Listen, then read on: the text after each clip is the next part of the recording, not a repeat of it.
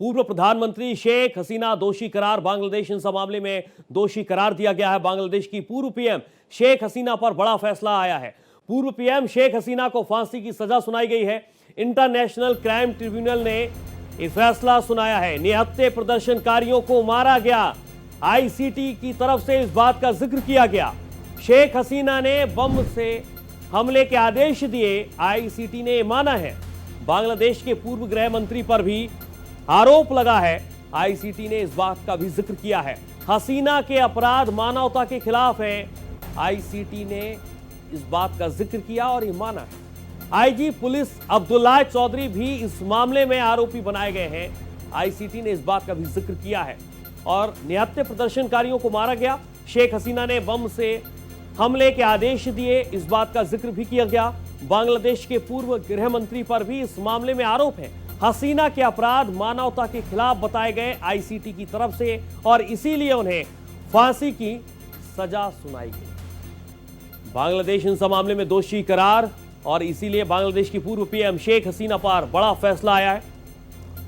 पूर्व पीएम शेख हसीना को फांसी की सजा सुनाई गई है। कोर्ट के फैसले पर शेख हसीना का बयान एक तरफ सामने आया है तो दूसरे तरफ एक बड़ा फैसला, शेख हसीना को फांसी की सजा सुनाई गई। इंटरनेशनल क्राइम ट्रिब्यूनल ने यह फैसला सुनाया है। पूर्व प्रधानमंत्री शेख हसीना दोषी करार दी गई हैं। पूर्व पुलिस महानिरीक्षक चौधरी अब्दुल्ला पर भी आरोप है। निहत्थे प्रदर्शनकारियों को मारा गया। आईसीटी की तरफ से यह कहा गया है, यह माना गया है। आईजी पुलिस अब्दुल्ला चौधरी भी आरोपी है। आईसीटी की तरफ से इस बात का भी जिक्र किया गया। बांग्लादेश की पूर्व पीएम शेख हसीना पर फैसला आया है। कोर्ट के फैसले पर आपको बता दें कि शेख हसीना का बयान भी और यह फैसला गलत है, पक्षपाती और राजनीति से प्रेरित है, मेरा पक्ष नहीं सुना गया। शेख हसीना की तरफ से इस बात का भी जिक्र किया गया है। एक गैर निर्वाचित सरकार के निर्देश पर फैसला है, उनके पास जनता का जनादेश नहीं है, एक गलत है। सीधे चलेंगे, हमारे संवाददाता हमारे साथ लाइव जुड़ चुके हैं अजीत, जिनसे हम जानने और समझने की कोशिश करेंगे। और माफ कीजिएगा, आदित्य द्विवेदी हमारे साथ जुड़ चुके हैं। आदित्य, क्या जानकारी है आपके पास, क्योंकि बड़ा फैसला आया है और उनके पास जनता का जनादेश नहीं है, एक गलत है, एक गैर निर्वाचित सरकार के निर्देश पर ही फैसला आया है, ये कहना है हसीना का। क्या कहेंगे इस पर और क्या आपके पास इनपुट्स हैं? और देखिए, फांसी की सजा शेख हसीना को सुनाई गई है और उनके पूर्व गृह मंत्री जो रहे हैं उनके कार्यकाल में उनको भी फांसी की सजा सुनाई गई है।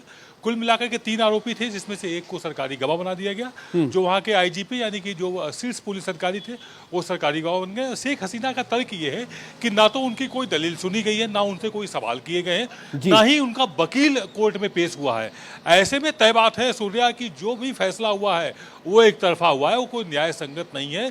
शेख हसीना की जो ये बात है वो पूरी तरह से सही है और ये बात भले ही उनकी कार्यवाहक सरकार बांग्लादेश की ना माने, लेकिन बाकी पूरा विश्व, पूरा देश, सभी देश इसको मानेंगे। और ऐसे में फांसी की सजा सुनाया जाना किसी भी तरह से न्याय संगत नहीं है और तय बात है कि ये जो फैसला है राजनीति से प्रेरित है। ये बात शेख हसीना ने भी कही है और ये बात सामने सच भी साबित हो रही है। जी सूर्या, बिल्कुल, आप बने रहिए। एक और मेहमान हमारे साथ इस खास बातचीत में जुड़ चुके हैं, श्रुति दास गुप्ता जी, एक्सपर्ट हैं फॉरेन। बहुत स्वागत पहले तो श्रुति दास गुप्ता जी आपका। नमस्कार, थैंक यू सो मच। अपने इस पूरे मामले को आप देख पा रही हैं, एक बहुत बड़ा फैसला सुनाया गया है और शेख हसीना ने ये कहा है कि मेरे साथ न्याय नहीं हुआ है, एक तरफा फैसला है। पहला कमेंट आपका। सूर्या जी, ये कम्प्लीटली इलीगल है क्योंकि जो आईसीटी ट्राइब्यूनल जो बैठी गई है बांग्लादेश के अंदर, वो उसकी ही जो लॉ है उसको वायलेट करती है। जो 1973 में बना था उसको अबेयंस में रखा गया था 2009 तक। उसको जब दोबारा लागू किया गया उसमें 2012 में उन्होंने एक अमेंडमेंट करी थी जिसमें बोला गया था इन एब्सेंशिया, मतलब अनुपस्थिति में किसी का भी ट्रायल नहीं हो सकता है। इस क्लॉज के रहते हुए आईसीटी ट्राइब्यूनल फिर भी हसीना शेख वहां नहीं है, उनके रिप्रेजेंटेटिव्स नहीं है, कोई लीगल रिप्रेजेंटेशन नहीं है, तो ये ट्रायल मतलब खुद बांग्लादेश के लॉ के हिसाब से इलीगल ही है। 6 निहत्थे प्रदर्शनकारियों की हत्या होती है, ये मामला तूल पकड़ता है। कोर्ट ने जो टिप्पणियां की है मानवता विरुद्ध अपराध इसे माना है और इसके साथ साथ इस बात का भी जिक्र किया गया कि आपने आदेश दिए, बाकायदा बम बरसाए और इसके साथ साथ प्रदर्शनकारियों की हत्या हो जाती है। जी बिल्कुल सही, ऐसे ही हुआ और इनफैक्ट इससे भी ज्यादा लोग घायल और मृत हुए हैं आने वाले उस प्रदर्शन के बाद, जो अगले प्रदर्शन हुए उसके अंदर। पर इसके अंदर शेख हसीना का जो कहना का पक्ष है कि हमारा कहीं चूक हुई, और उस चूक को हमें देखने देने की बजाय, उसको ठीक करने की बजाय बाहर की ताकतों ने इसके अंदर कुछ इतना तेल डाला कि ये आग पूरे देश में फैल गई।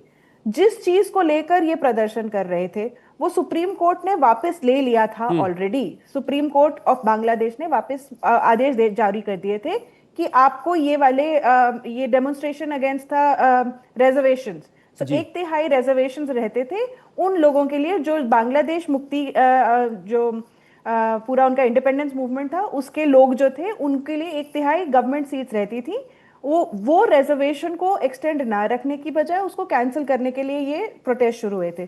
सुप्रीम कोर्ट ने जारी कर दिया था आदेश, हसीना ने लागू कर दिया था आदेश, तभी भी ये प्रोटेस्ट चलते रहे। तो इसका मतलब ये अपनी मूल धारा से हिल चुका था पूरा प्रोटेस्ट, और इसको किसी बाहर की ताकत ने या अंदर बैठे रजाकार मेंटालिटी वाले लोग, जो वहाँ के रजाकार मेंटालिटी वाले लोग जो है, उन्होंने इसको कैप्चर करके स्टूडेंट्स को यूज करके हसीना का तख्ता पलट किया है। इसके अंदर मुझे या शायद ही किसी विदेशी विशेषज्ञ को इसका डाउट रहेगा। हम सब मानते हैं कि इसके अंदर बाहरी ताकत का हाथ है और इंटरनल जो फ्रैक्चर्स है उसको एक्सप्लॉइट किया गया है। बिल्कुल, मैं आदित्य का रुख करूंगा। श्रुति जी आप बने रहिए। आदित्य, जिस तरीके का एक मैसेज देने की कोशिश की गई, क्योंकि कोर्ट का फैसला है और तमाम जिस कोर्ट के फैसले को जब मैं पढ़ रहा था तो 3-4 बातें बहुत महत्वपूर्ण हैं कि आपने जानबूझकर आदेश दिया और इसके लिए आप दोषी हैं। ये 2 बेहद महत्वपूर्ण बातें बहुत कुछ कह रही हैं इस पूरे मामले में। देखिए सूर्या, ये जो भी आदेश या जो भी आरोप शेख हसीना पे थोपा गया है, अब इसको अगर आप सिलसिलेवार समझने की कोशिश करें तो जैसे हमारी गेस्ट बता रही थी कि जब वहाँ पर जो आंदोलनकारी जो रहे हैं, जिन्होंने मुक्त वाहिनी बनाई हुई थी, जिनके पूर्वजों ने आज़ादी दिलाई थी पूरे बांग्लादेश को, उनके रिजर्वेशन को लेकर पूरा उत्पात, पूरा हंगामा खड़ा हुआ था। उसको लेकर सुप्रीम कोर्ट ने आदेश दिया, उस सुप्रीम कोर्ट के आदेश को शेख हसीना ने मान लिया, वो लागू हो गया। उसके बाद फिर उत्पात की कोई वजह ही नहीं थी, हिंसा की कोई वजह ही नहीं बची थी। इसका मतलब साफ है कि विदेशी ताकतें लगी हुई थी, जो कट्टरपंथी जो वहां पर जमात के लोग हैं उन्होंने उसका पूरा नेतृत्व किया, पूरे देश में आग लगाने का काम किया। उसके बाद अगर देश में आग लग रही थी, जो हिंसक प्रदर्शन कर रहे थे उन पर गोली चलाने का आदेश दिए गए थे। इसके एक शेख हसीना के बातचीत के टेप को आधार बना करके पूरा का पूरा आरोप लगा दिया गया और उनको फांसी की सजा सुना दी गई। अब अगर सूर्या हम बात करें, अभी शनिवार इतवार की रात में 2 बसें जला दी गई। शेख हसीना पर जजमेंट आने को था। जो कार्यवाहक सरकार है वो कह रही है देखते ही दंगाइयों को गोली मार दीजिए। तो अब आपने क्या आदेश दिया हुआ है? देखते ही गोली मार दीजिए, जबकि वहां पर हिंसा नहीं हो रही है। फिर जब पूरा देश हिंसा की आग में जूझ रहा था विदेशी ताकतों के इशारे पर, अब ऐसे में यदि हिंसा करने वालों को गोली मारने का आदेश एक बार दिए भी थे तो उसमें सीधे शेख हसीना को फांसी की सजा कैसे सुनाई जा सकती है? तो ये दोहरा मापदंड, कार्यवाहक सरकार का जो दोहरा मापदंड है वो संदेह के घेरे में है, शक के घेरे में है। बिल्कुल दोहरा मापदंड है और जो संदेह के घेरे में। एक बार फिर से मैं आदित्य आपके पास लौटूंगा। श्रुति दास जी हमारे साथ लगातार जुड़ी हैं। श्रुति जी, जिस बात का जिक्र यहाँ पर आदित्य कर रहे थे कि एक तरफा ये मामला है, हमारी बात नहीं सुनी गई और राजनीति से प्रेरित है, क्या अलग अलग तरीके से कोर्ट के आदेशों को आपने भी देखा होगा? क्योंकि जब इस तरीके के मामले, सड़कों पर प्रदर्शन होता है, आगजनी होती है, मानवता विरुद्ध अपराध आपने भी कई बार देखे होंगे, लेकिन एक पूर्व प्रधानमंत्री के खिलाफ ऐसा बड़ा आदेश क्या माना जाए? जी, ये आदेश शेख हसीना, उनका परिवार और उनके सपोर्टर्स जानते थे ऐसा ही आने वाला है। इसीलिए पिछले 4 दिनों से ये लोग सड़कों पे उतरे हुए थे, ये बताने के लिए दुनिया को कि शेख हसीना ना तो अकेली है इस फाइट के अंदर, ना तो पूरा का पूरा बांग्लादेश उनके खिलाफ उसी तरह से खड़ा है जिस तरह से ये बताया जा रहा है कि वो बांग्लादेश की सबसे बड़ी एनिमी बन गई हैं। तो वो ये पूरा नरेटिव डिबंक करने के लिए 4 दिन से यहाँ पे इन्होंने रास्ता रोक कर रखा है और लॉकडाउन कर रखा है, और अब तो आगजनी भी हो गई है। आपके जैसे संवाददाता ने कहा कि जब आप लोग खुद इंटरिम सरकार होते हुए आप लोग लोगों से बनी हुई सरकार हो कहते हो, और तभी भी जब आपके खिलाफ प्रदर्शन होता है तो आप शूट एट साइट ऑर्डर्स देते हो, तो इसका मतलब ये है कि कई बार ऐसे आपको सख्त डिसीजन लेने पड़ते हैं जिससे कंट्री की स्टेबिलिटी बनी रहे, उसमें हादसे हो जाते हैं। उसका इन्वेस्टिगेशन होना चाहिए, ना कि एक तरफा बयान किया जाए। जुडिशरी कॉम्प्रोमाइज्ड है, क्योंकि जब शुरुआत में तख्ता पलट हुआ था उस समय की बात आप ध्यान करिए, साल भर पहले की ही बात है, कि वहां पे जो जजेस है सुप्रीम कोर्ट के, उनके घरों की घेराबंदी करती थी ये जमाती क्राउड के अंदर, और वहां पे उन पे पथराव हो रहे थे, उनको प्रेशर में डाला गया था। और ठीक है। उसके बाद उन जजों ने इनके मन के हिसाब की जजमेंट्स पास करना शुरू कर दिया था। तो ये जो ट्राइब्यूनल है ये भी उसी का एक एग्जाम्पल है कि भाई जजों के ऊपर आपने प्रेशर बना रखा है, अच्छी तरह से आपने जगुलर वेन पकड़ के बैठ गए हैं, जी आप पूरा पूरा जो स्टेट मशीनरी है वो कॉम्प्रोमाइज्ड है, और वो एक तरफा बयान लेता है और एक तरफा जजमेंट देता है। बिल्कुल। आदित्य, मैं आपके पास आऊंगा, लेकिन एक बार फिर से प्रोफेसर धनंजय जी का मैं रुख करना चाहूंगा। धनंजय जी, एक क्या है ये, क्योंकि एक तरफ जैन जी का प्रदर्शन आपने देखा, हमने पूरी दुनिया ने देखा, और अब ये बड़ा फैसला अगर शेख हसीना के खिलाफ जो आया है, उससे सड़कों पर जो प्रदर्शन आगजनी किस दिशा में बांग्लादेश जाता हुआ नजर आ रहा है? एक तरफ कोर्ट का आदेश और दूसरी तरफ शेख हसीना के खिलाफ ये आदेश। देखिए, बांग्लादेश की हालत तो खराब है, इसमें तो कोई दो राय नहीं है। बांग्लादेश में जो तमाम चीजें पिछले एक साल के अंदर हो रही हैं वो कहीं से भी ठीक नहीं है। और जो लोग अभी सत्ता पे वहां पे बैठे हुए हैं उनके पास कोई मैंडेट नहीं है सत्ता के में रहने का। वो एक एंट्रीम सरकार थी, लेकिन हम देख रहे हैं कि ये लोग हटना नहीं चाहते हैं वहां पर। किसी किसी तरीके से वो वहां पर काबिज रहना चाहते हैं। अब एकाएक ये जो ट्राइब्यूनल है, अब आप एक ऐसे पॉलिटिशियन के खिलाफ सजा सुना रहे हैं जो वहां पे प्रधानमंत्री रहा है, जो का एक बड़ा कंट्रीब्यूशन बांग्लादेश को लेकर के रहा है। एक महीने में आप ये सारे प्रक्रिया निपटा लेते हैं, एक महीने में आप सारे इन्वेस्टिगेशन कर लेते हैं जी, और आप इस निर्णय में पहुंच जाते हैं कि सारा कसूर शेख हसीना का है। मेरे ख्याल से ये इटसेल्फ ये एक बिल्कुल लीगल जो प्रोसेस होता है जिसमें थोड़ा इन्वेस्टिगेशन होता है, कुछ गवाह सबूत होते हैं, ये तो आप मन बना के बैठे थे। मुझे बिल्कुल आश्चर्य नहीं है ये जो सजा वहां पे आई है, ये यही आनी थी सजा वहां से। तो इसका तो ये इन्होंने सजा पहले बना रखी थी, ट्राइब्यूनल वगैरह करके इसको आई वॉश किया है। जी, लेकिन जिस तरीके से इस बात का बार बार राजनीति से प्रेरित फैसला कहना है और हर तरफ से इस तरीके की प्रतिक्रियाएं सामने आ रही हैं, सिर्फ शेख हसीना का ये मानना नहीं है, बल्कि अलग अलग जगहों पर भी लोग जब आगजनी की तस्वीरें देख पा रहे हैं और अलग अलग हमारे जो टीवी की स्क्रीन है उस पर भी हम लगातार दिखा पा रहे हैं कि इस बड़े फैसले के साथ अब बांग्लादेश में किस तरीके के हालात बनेंगे। जैन जी के प्रदर्शन के बाद हालात किस तरीके के नजर आए और काबू में करने की कोशिश की, कितने तमाम फेल हो गया पूरा सिस्टम, लेकिन इस फैसले के बाद क्या माहौल बहुत अलग तरीके का अब नजर आने वाला है धनंजय जी? देखिए, ये इस तरीके का जो फैसला आया है उससे तय हो रहा है कि आप फरवरी में किसको चुनाव जिताना चाहते हो। अगर आप चुनाव करा रहे हैं तो आप किस तरीके से वहां पर एक पूरी जो एक इंपॉर्टेंट पॉलिटिकल पार्टी है उसको पूरी चुनावी प्रक्रिया से बाहर करना चाहते हो। आप डेमोक्रेसी के नाम पर वहां पर जो भी कुछ हो रहा था, अगर आपको शेख हसीना से ये गुस्सा था कि वो डेमोक्रेटिक नहीं थी, वो आपको स्पेस नहीं दे रही थी, तो आप क्या कर रहे हो? आप भी तो उसी प्रक्रिया का पार्ट हो। और ये कह देना कि बांग्लादेश इससे स्थिर हो जाएगा।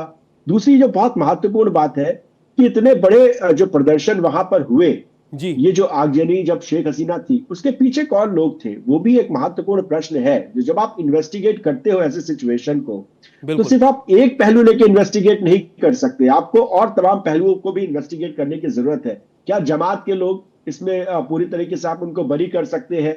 जो आगजनी की घटनाएं शेख हसीना के जाने के बाद हुई जिसमें माइनॉरिटी के लोगों को टारगेट किया गया, उनको दूसरी मारा ताकतें गया भी बुरी लगी हुई तरीके से, क्या आप उनको दरकिनार कर सकते हो? उन घटनाओं को अनदेखा कर सकते हो? तो जब आप ट्राइब्यूनल बैठा रहे हो तो आपको तमाम चीजें उस घटना से जुड़ी हुई, उस घटना से जो रिलेटेड है उनको देखने की आवश्यकता है।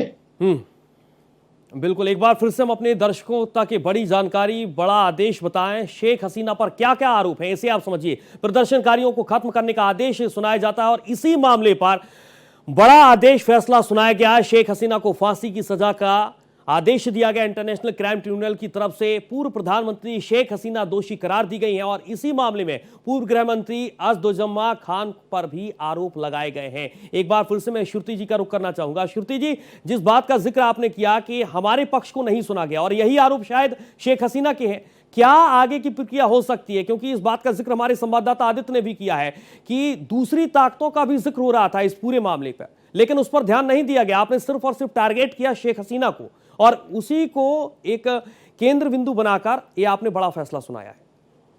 जी, अभी आगे की जो इस वक्त जो लोग प्रोटेस्ट कर रहे हैं वो ये चाहते हैं कि आवामी लीग के ऊपर जो बैन लगा है वो खत्म कर दिया जाए। उसके बाद वो चाहते हैं कि जो उनको आने वाले इलेक्शंस में कंटेस्ट करने दिया जाए। अगर वो पावर में वापस आते हैं तो फिर ये जो है पूरी गेम बदल जाएगी। क्योंकि अगर लोग आवामी लीग के साथ फिर से आके खड़े होते हैं, क्योंकि अगर आप देखेंगे, आप ये 4 दिन के तो आप देख ही रहे हैं, लेकिन जी फरवरी में जून में इससे पहले भी वहां पे बहुत सारी झड़पें चल रही हैं। मीडिया गैग लगाया गया है, जो प्रो इंडिया बोलते हैं, प्रो हिंदू बोलते हैं, ऐसे सब चैनल्स के ऊपर मीडिया गैग भी लगाया है यूनिस सरकार ने। और वहां पे झड़पें चल रही हैं। बीएनपी और जो इन्होंने स्टूडेंट्स अगेंस्ट डिस्क्रिमिनेशन करके जो जमाती ने अपना स्टूडेंट विंग बनाया है, जी उनके बीच में भी वहां पे स्टूडेंसी फाइट्स चल रही हैं, आपके यूनिवर्सिटी टू यूनिवर्सिटी जाते हुए।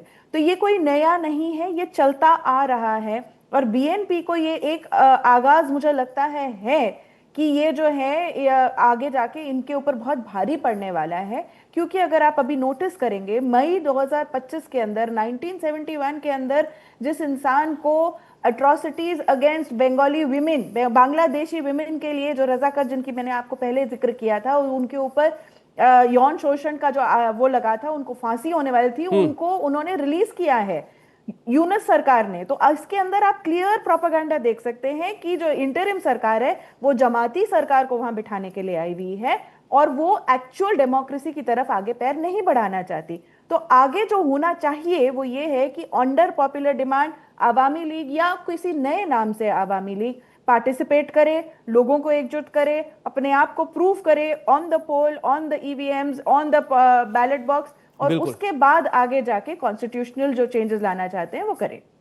बिल्कुल आदित्य, मैं आपके पास आना चाहूंगा क्योंकि ये पॉलिटिकल प्रेशर गेम है और कहीं ना कहीं एक मैसेज देने की कोशिश है कि अगर हम सत्ता में रहेंगे तो हम जो चाहेंगे वो करेंगे, और शायद यही लब्बो लुआब पूरा निकलकर सामने आ रहा है इस चर्चा के साथ। देखो सूर्या, इतना आसान नहीं होगा। यूनिस जो वहाँ कार्यवाहक शासक के रूप में है या कह सकते हैं सरकार के रूप में चला रहे हैं, बहुत आसान नहीं होगा। उनके पास जो वहाँ पर जमात है उसकी तादाद बहुत ज़्यादा नहीं हो, बामुश्किल 15% के आसपास है। बाकी अभी भी वहाँ पर अवामी लीग जो शेख हसीना की है, भले ही उन्होंने प्रतिबंधित कर दिया हो, लेकिन अभी भी उसकी अपनी ठीक ठाक लोकप्रियता है, वहाँ पर उसको फॉलो करने वाले हैं। ये जो संख्या बताई जा रही है वो 35 से 40% के आसपास है। इसके अलावा दूसरी राजनीतिक पार्टी भी है, वो भी मजबूरी में जमात के साथ है कि अवामी लीग को खत्म किया जाए। अवामी लीग पर प्रतिबंध लगा दिया गया है। कल अवामी लीग ने इस जजमेंट के खिलाफ पूरे बांग्लादेश में बंद का आह्वान किया हुआ है, जिसके खिलाफ यूनिस सरकार ने गोली चलाने का आदेश दिए हुए हैं। तो ये जो पूरा सीन है उससे सूर्या एक बात तो साफ है कि जो फरवरी में चुनाव कराने की जो इन्होंने घोषणा की हुई थी, पहले तो उन्होंने यूनिस ने बोला हुआ था 1 साल भीतर चुनाव करा देंगे, 15 महीने हो गए, अब बोल रहे हैं फरवरी में चुनाव कराएंगे। ये फरवरी में भी चुनाव कराने के फिराक में नहीं है, बल्कि वहां बवाल कराने की फिराक में। तभी ये जजमेंट आया है। जजमेंट के बाद बांग्लादेश में तय मानिए आप, अगले कुछ महीने तक उपद्रव होंगे, दंगे होंगे और बवाल होगा।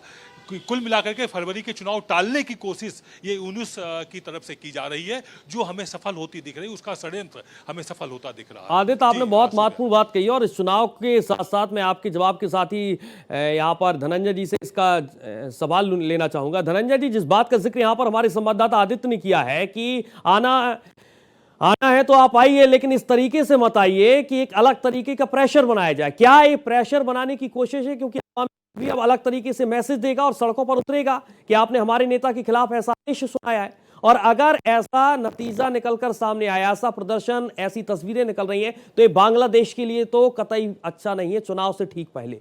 धनंजय जी, देखिए, बिल्कुल जो अभी आपके संवाददाता कह रहे थे इसमें तथ्य है। और ये चुनाव बांग्लादेश के अंदर यूनुस साहब की कहीं से भी मंशा नहीं थी कि ये चुनाव जल्दी हो।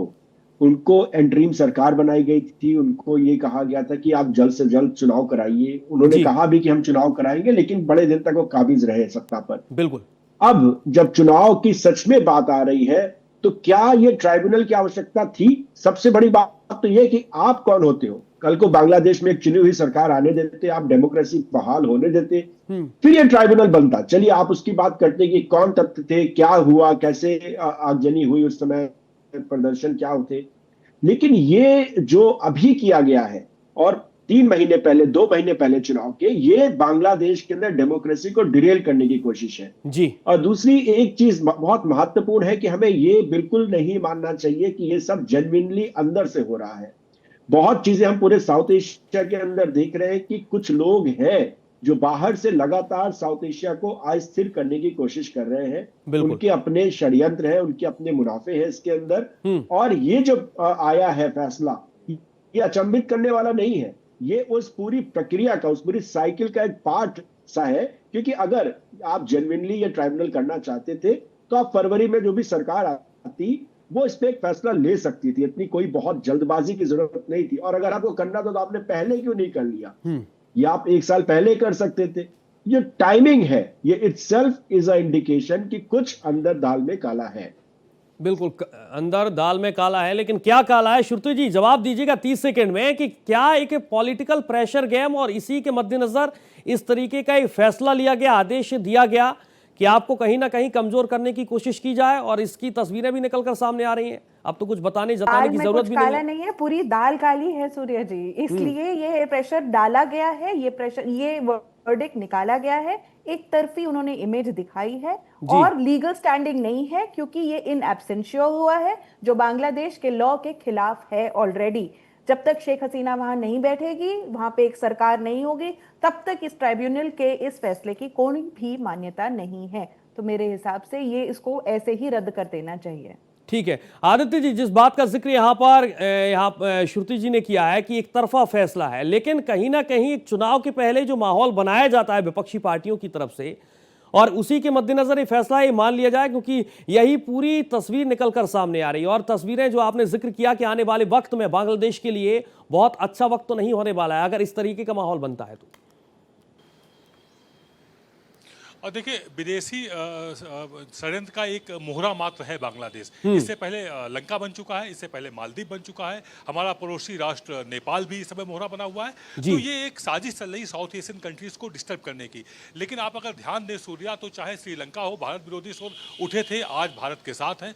मालदीव जो बहुत ज़्यादा चाइना के साथ था, आज भारत के साथ है। वह दिन दूर नहीं जब बांग्लादेश में जो भी उपद्रव है, ये बहुत लंबा नहीं है, लेकिन भारत की जो कूटनीतिक समझदारी है उसके मुताबिक, और बांग्लादेश का जो मूल स्वभाव है, बांग्लादेश का मूल स्वभाव पाकिस्तान के साथ का नहीं है, चाइना के साथ का नहीं है। बांग्लादेश पैदा ही हुआ था अपने बांग्ला भाषा के लिए। वहां उर्दू नहीं थोपी जा सकती है। वहां पर पाकिस्तान के जो वहां पर युद्धपोत पहुंचे हैं, उसकी जरूरत बांग्लादेश को नहीं है। तो बांग्लादेश भारत के साथ बिल्कुल, बांग्लादेश की अपनी एक अलग थ्योरी है, और उसी थ्योरी पर बांग्लादेश चलता हुआ नजर भी आ रहा है। बहुत शुक्रिया आपका तमाम जानकारी के लिए। आदित्य हमारे साथ जुड़े, प्रोफेसर धनंजय त्रिपाठी हमारे साथ जुड़े, आपका भी बहुत शुक्रिया धनंजय जी। और हमारे साथ श्रुति दास गुप्ता भी इस खास चर्चा में जुड़ी, आपका भी बहुत शुक्रिया श्रुति जी तमाम जानकारी की। फिलहाल इस बुलेटिन में इतना ही। देश और दुनिया की तमाम खबरों के साथ आप देखते रहिए भारत एक्सप्रेस।